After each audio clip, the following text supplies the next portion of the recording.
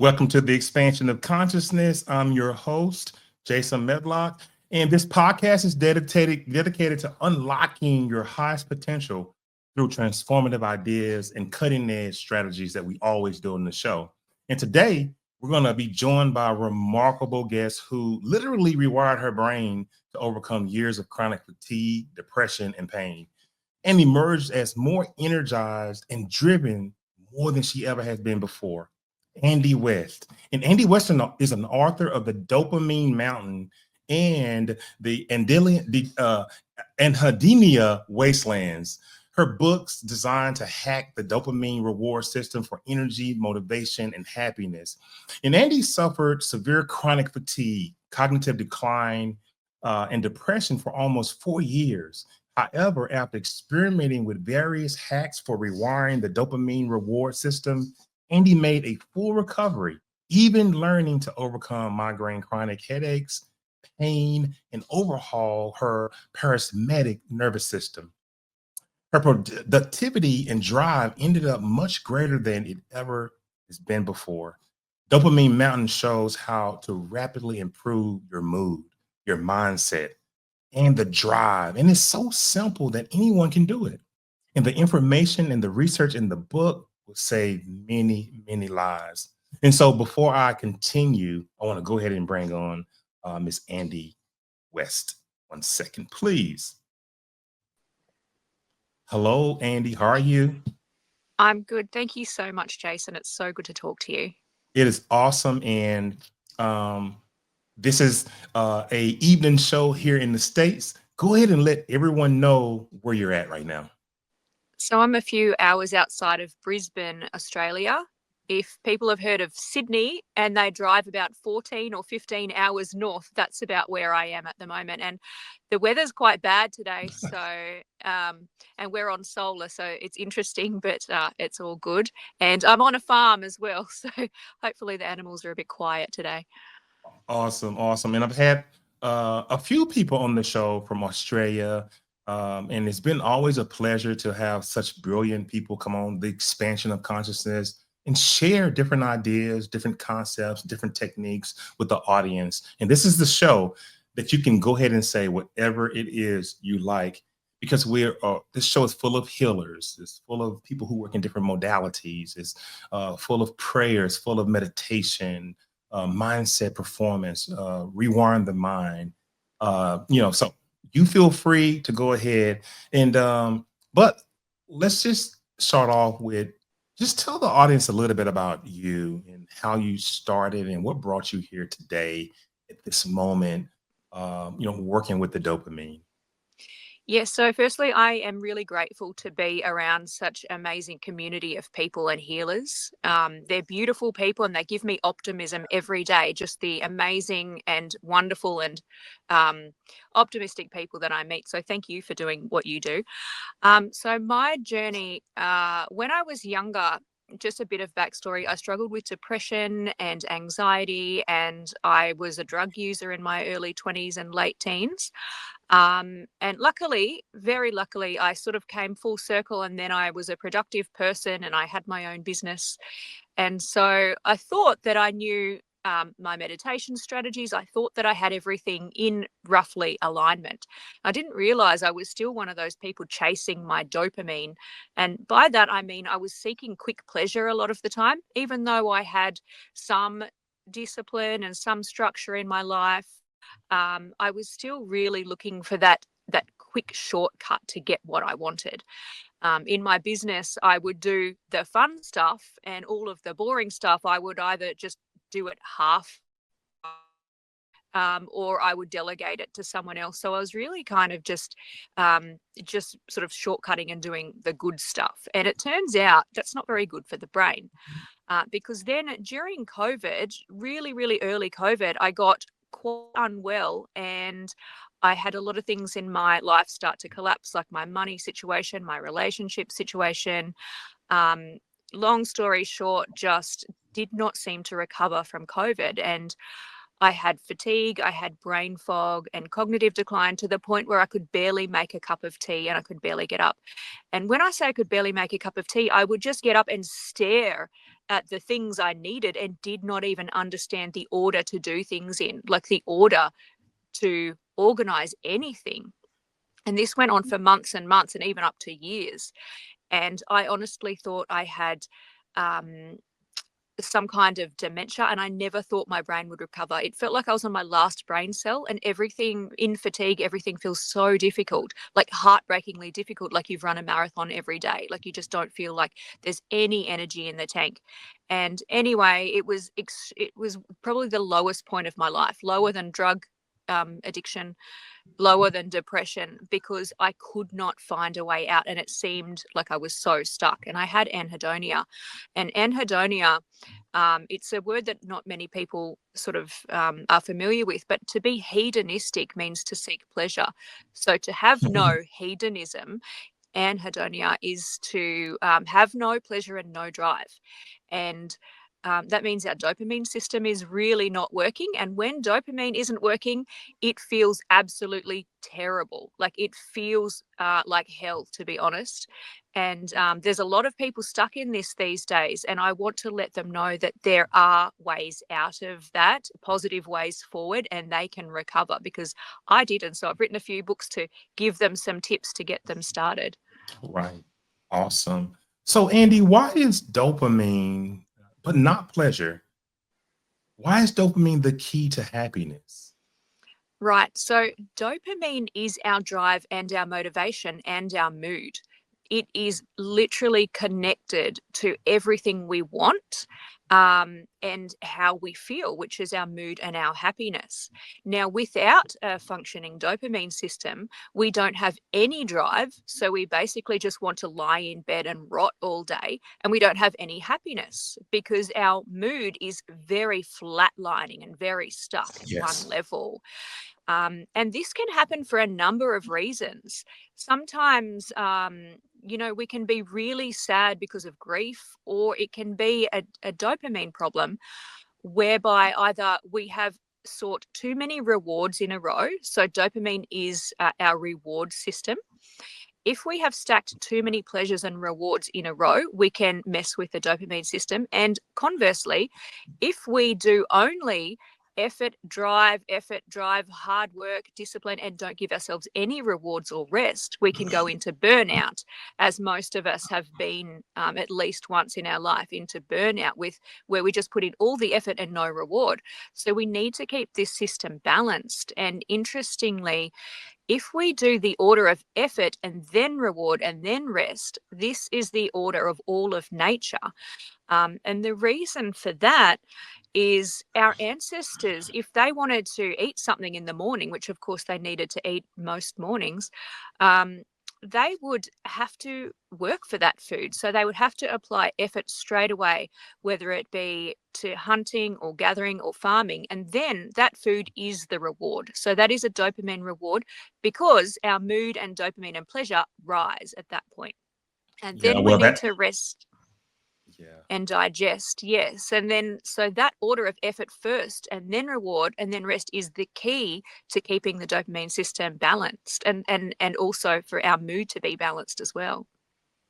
Yeah. Awesome. And that makes perfect sense. I mean, so the anticipation and that accomplishment loops that the driven, um, it's all driven by dopamine, that's sustaining our well-being, if I'm hearing you correctly. And, rather than the fleeting spikes of pleasure of being just alone. So that really makes sense. And I'm wondering, why do doctors fail to treat most cases of depression? How do they miss this? Yes, so many times we will be given a medication, and Mhm. that will make our dopamine and serotonin hang around in the system for longer. So we have more access to that. But what they're not telling us is, if we would like to take back control of the system, which would be great for everybody to do, we can actually master that system by applying deliberate effort and then rewarding ourselves and then having a little rest, even if it's just a few relaxing breaths, and then to go again. But doctors are not telling people this. They're just medicating the problem.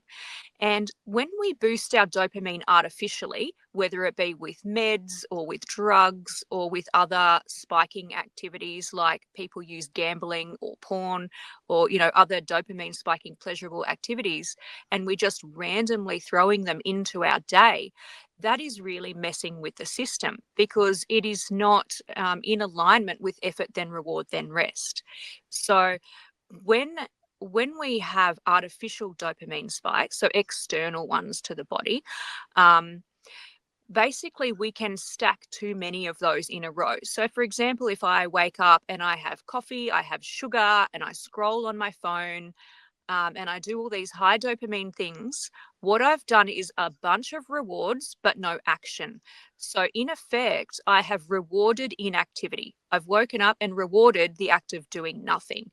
Now, with the dopamine reward system, everything we reward, we will then want to repeat. That's just how it works.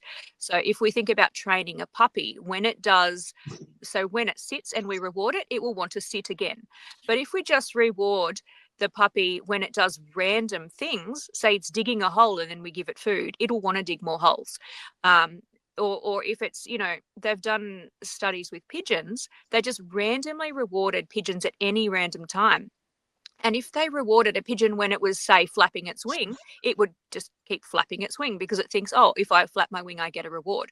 But the ones who were scratching themselves, they would keep scratching themselves. So they showed all this manic type behavior, and they would do whatever was rewarded. So if you can apply this to us, and we do have a very similar dopamine reward system in all of the animal kingdom, anything we reward, we're just going to repeat. So if we take control of this, we can do some difficult and challenging effort, maybe a workout or maybe the chores that we need to do in our day, and then we give ourselves a reward. We've started to take back that control, and it isn't just random. Yeah, I see. And in other words, by overlooking the role of depleted dopamine signaling in this neurochemical balance, these traditional treatments, they typically miss that deeper motivational deficit that's, most of the time underlined by depression. And I guess another question that I have is, why does the order of our daily tasks make the largest impacts on our energy? Yes, that's a good question because in the morning we do have a little bit of excess dopamine because we've done our rest. So when we Yes. wake up, there's that little bit of dopamine that we can harness for ourselves. So if we wake up and do something hard and challenging on purpose, now this isn't easy. I'm not going to tell people this is easy, especially if you're in fatigue or depression. However, if we put in some effort first and then we reward ourselves, Right. we've used that to then spur ourselves onto the next thing.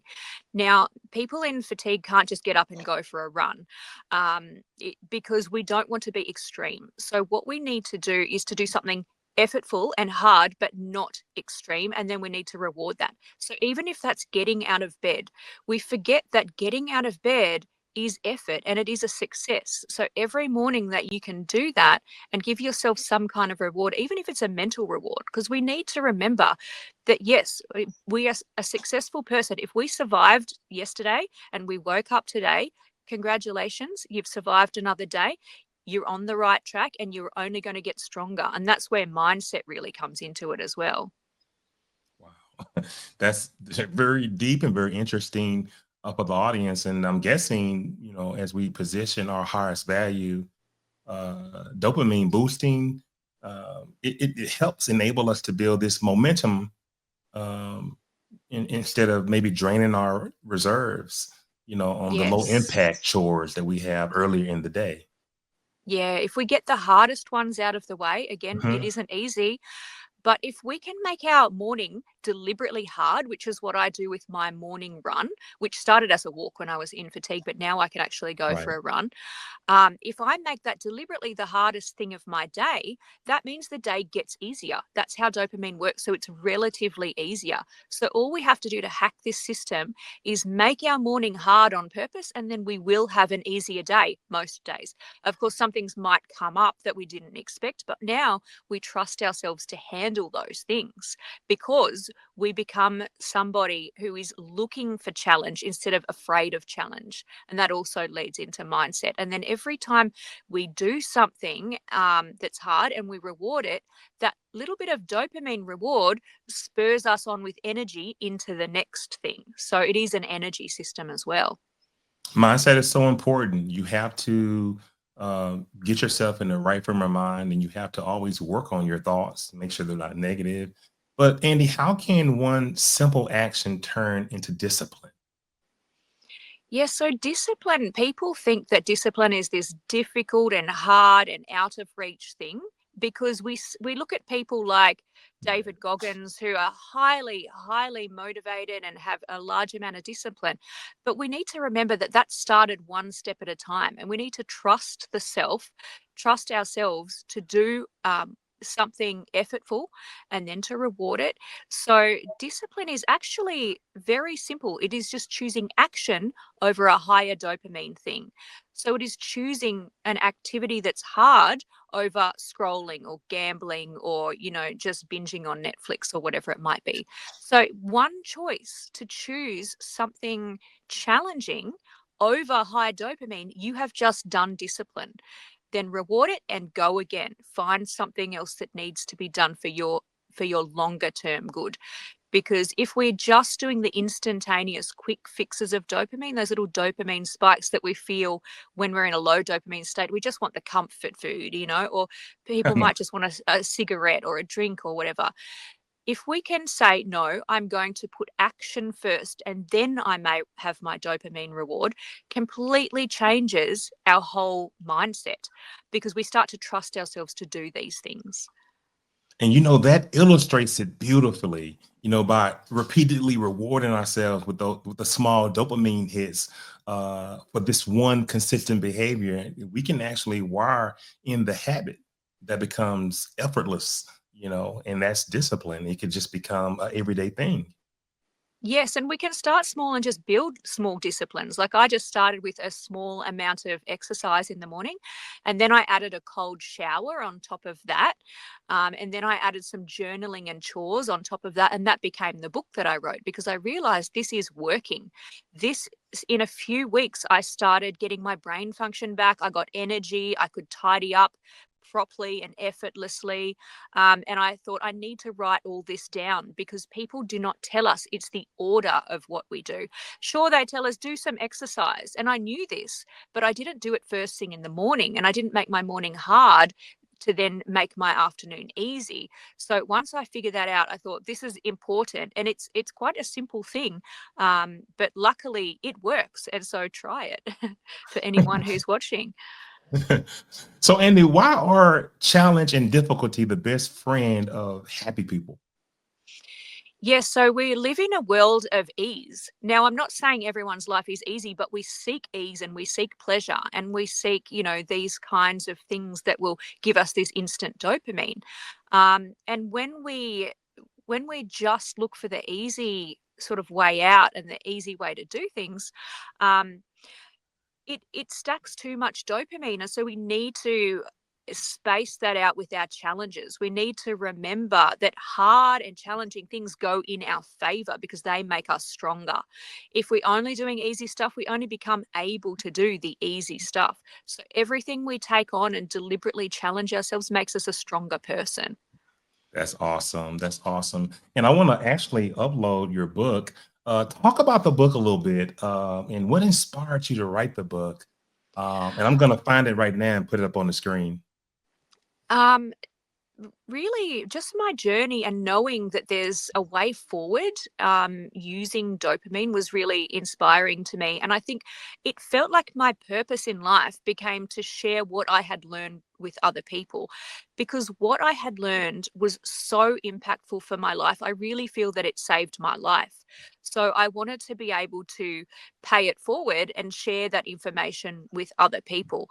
And so, now when I wake up in the morning, I am spurred on by the thought that maybe what I've gone through could help someone else. And I know for a fact that other authors who have gone through difficult things and have written books about it have absolutely helped me to survive in life. So people like Louise Hay, Eckhart Tolle, Yes. Stephen Pressfield have been really amazing in just helping me to live a motivated and balanced life, and to get my self-worth back, because when I was young I had no self-worth or self-esteem, and I had to learn that from other people. So I'm really grateful for the people who did share that with others, and it saved so many lives. Just having that self-worth and some drive and some purpose in life is so important.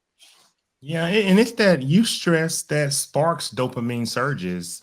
So I believe embracing well calibrated challenges, actually raises our baseline mood and the resilience that we need. Yes, absolutely. It raises baseline. So, one thing I talk about in the book is that we could think about our dopamine baseline as a helium balloon.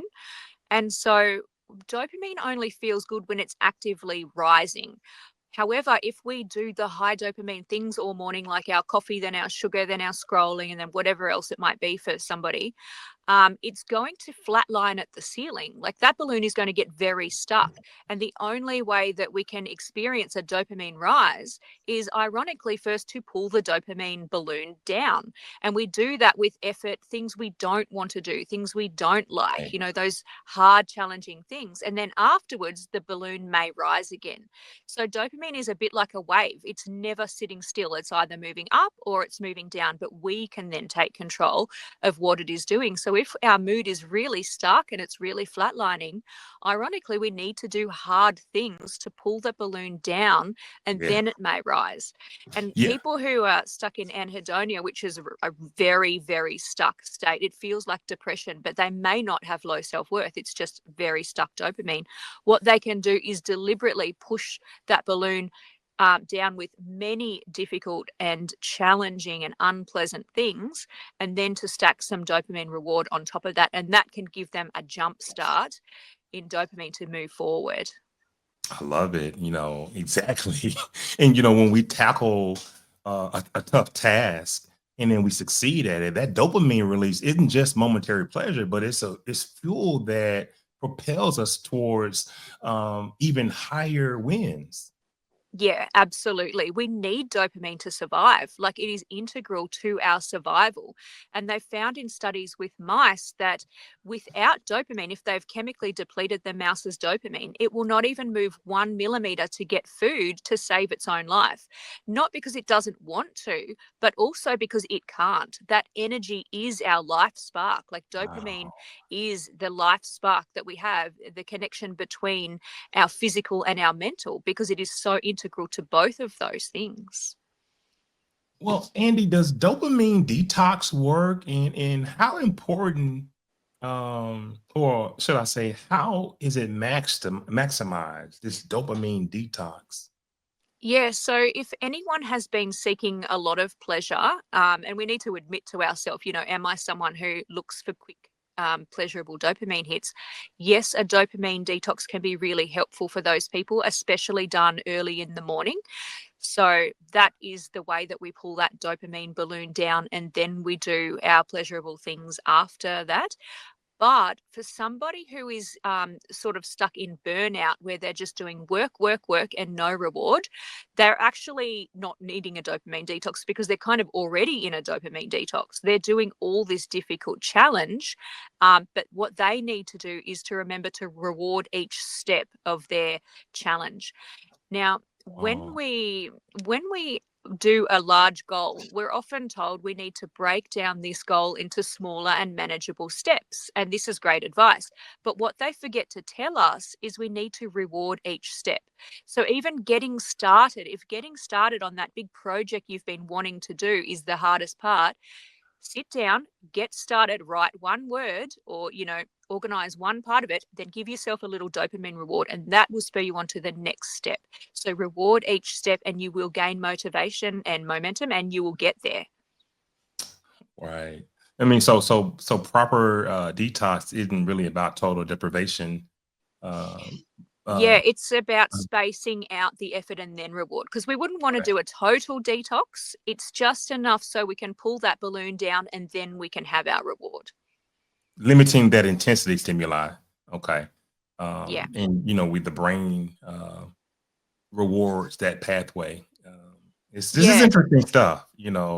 Um, very Yeah. interesting.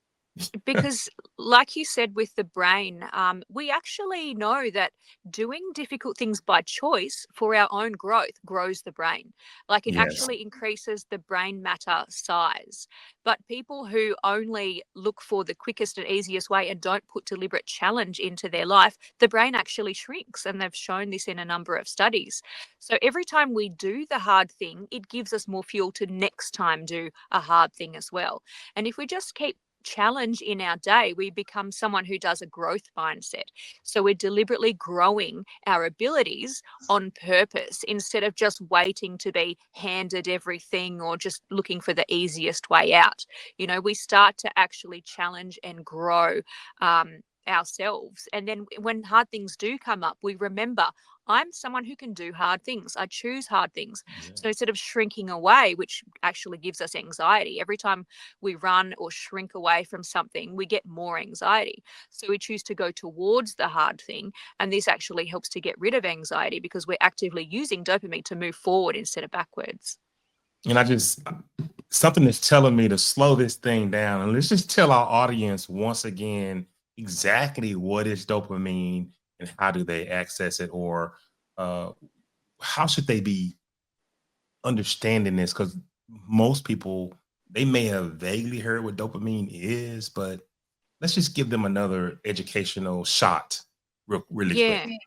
Yeah, so an overview of dopamine, it's a chemical that's a neurotransmitter that allows energy to move from one part of the brain into another, and also one part of the body into another. So dopamine, it is our mood because it is also our motivation. So anything we're motivated to do is a dopamine drive. So just say I would like to have a coffee, that's I'm motivated by dopamine. Even if I'm addicted to a drug, I want that dopamine rise because it's pleasurable. And when our dopamine rises, then we have this other neurotransmitter called GABA, which is the feel good feeling. So dopamine drives us towards anything that feels good. Anything we can be addicted to is dopamine drive. And then we experience a rise in GABA when we actually feel good, and that GABA is also our mood as well. That's our mood going up. So GABA is another important one that's all about relaxation. We can enhance it by meditation, yoga, and things like that can all enhance this GABA, which is what actually feels good. So dopamine drives us towards the thing, and then GABA is what feels good and is the mood rise. So yeah, that's how it's all connected. Now, the other way that we can be motivated is by fear. And fear is controlled mostly by a chemical, another neurotransmitter called glutamate. So Mhm. we can have too much glutamate. And when we do, we end up with chronic pain and fatigue, and feelings of Yeah. anxiety. So there's a balance there. So instead of being motivated by fear, we can take back control and get our dopamine system back on track.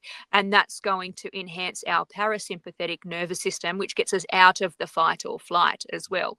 Because, yes, the dopamine system is connected not only to the central nervous system and how we actually feel with our nerves, um, but also our dopamine reward system. So it's really all one big system. And it's an amazing system. So, Andy, why is effort, then reward, then the rest the only order that nature uses? Yes, because if we're doing things backwards, if we're just doing waking up and doing the high dopamine thing, we have done the wrong order. We've done the order of Mm. rest and then reward. So if we're rewarding inactivity, we're just going to get more of that. So yeah, if we just do our effortful things first, although it's hard, and then we reward it and then we rest, we can cycle through this all through our day. So then once, just say I've done my run and then I've had some kind of reward, like I might have a coffee, then I'll start the next thing that I want to do, and then I'll reward that, have a little rest, and then I've got energy for the whole day because I'm in balance. Mm. And from what I've read, in my studies, that cycle mirrors every adaptive system that I've ever encountered, from cellular repair to athletes training. So aligning our routine to the natural pattern of nature, I think that it optimizes the physical and the psychological growth that we need. Yeah, that's a really good point. I think you're Yeah, right. yeah. I just want to ask you, why does this instant gratification destroy mental health? And I never understood, that thought process, instant gratification destroying your mental health. Why is that? Yeah, so we can start putting too many external instant gratification pleasures. So our Mm, coffee or our alcohol, or we might be using substances. Now, all of these are designed to raise our dopamine, and they do raise our dopamine, but then we become reliant on those things. And if we're not doing our own challenge to pull that balloon down, we're only stacking these high dopamine things, and then we end up having tolerance. So our body starts to only look for higher and higher dopamine things because it's always looking for that rise. So then that's why people turn to more substances or a higher dose of the substance, because internally we want to feel good. We want our mood to go up. And if we don't understand how to deliberately drop our dopamine, which will drop our mood, because doing a hard workout, it's not fun. It's challenging and it's difficult. But after that, just the relief will let our dopamine rise again. We don't even need the substance now. Or, so for example, I don't eat sugar in my day except when I'm rewarding some hard work. And that way, my dopamine system isn't randomly going up and down all over the place with these pleasurable sugary treats. I'm only yeah, I'm only, using that when I've basically earned it. So if I want something sweet, I will say, okay, earn it first and then I can have it.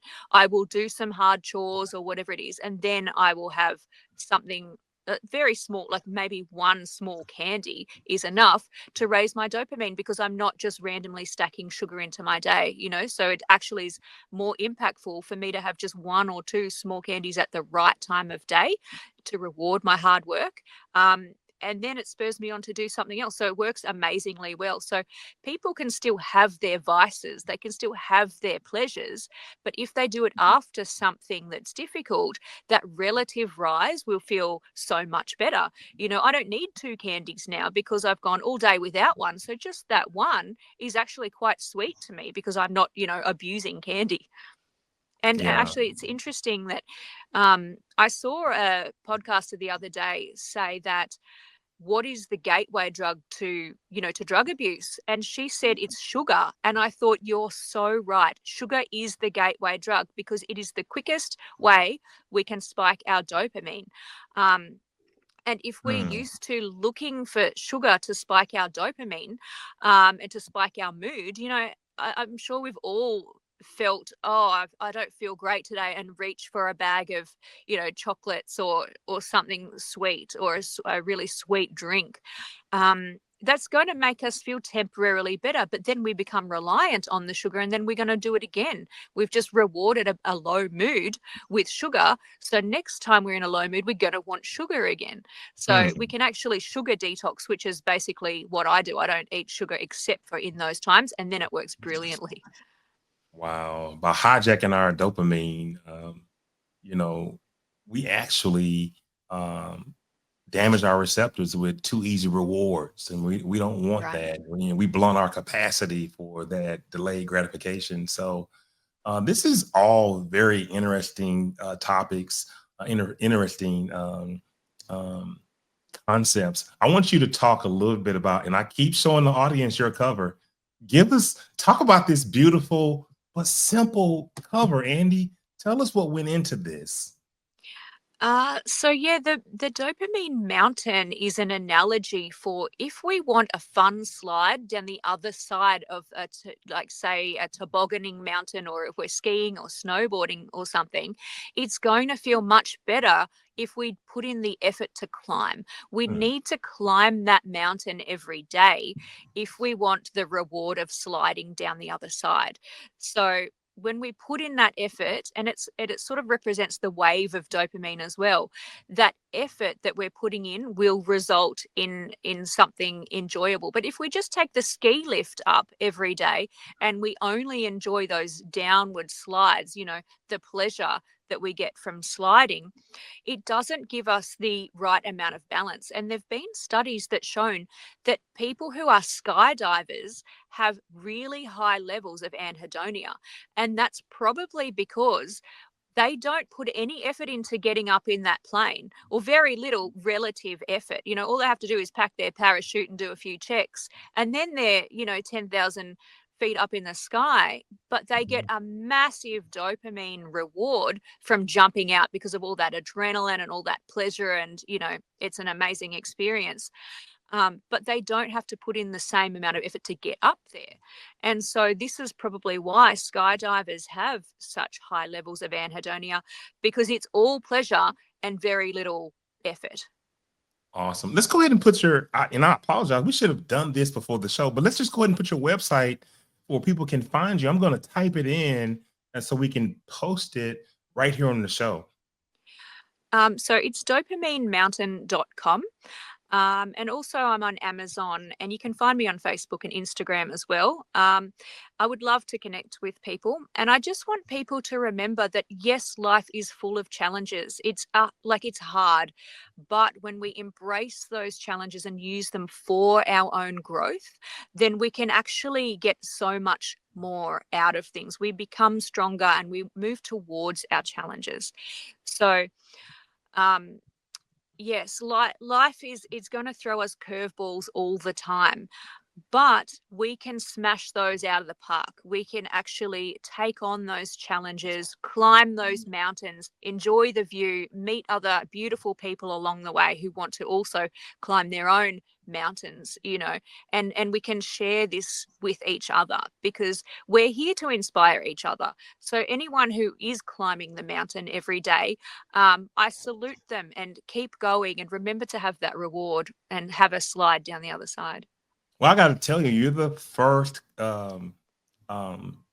guest in 6 seasons to come on the show and talk about dopamine, and I'm so glad that you've filled my audience up with a ton of information. But I want to ask you also, when is it healthy to use sugar, screens, and porn? Yes. So in moderation, as we all know, things that spike dopamine can be okay. So porn is a tricky one, because although I don't judge people for it, it's a really dangerous kind of slippery slope, and people become very addicted to porn because it is such an instantaneous dopamine hit. Yeah. So they are rewarding the activity that they're doing with dopamine, and it means that they're not actually then going and putting effort into real relationships, and so it can really destroy their sexual function, people who overuse porn. So no judgment, but just know that if they're using that, it's really going to mess with their sexual function, and that's a very well-known and studied fact. What was the other part of the question? I was wondering when was it healthy to use sugar, screens, and you answered the question about porn, because we know that porn has ruined many lives. Yes. So anything that we can become addicted to can ruin our life because it's out of balance. So if we deliberately and if we cut down on those things and use them only after some kind of effort. So if someone does a really hard afternoon of work and then they have one beer, for example, they've rewarded that. But to then have another beer and another beer, they're just rewarding the first beer, So what would be a better idea is then to do something else effortful as well, and then make sure we work for our rewards. And that way we moderate them. I can still have sugar, and now I don't even crave sugar. I used to crave sugar, you would not believe.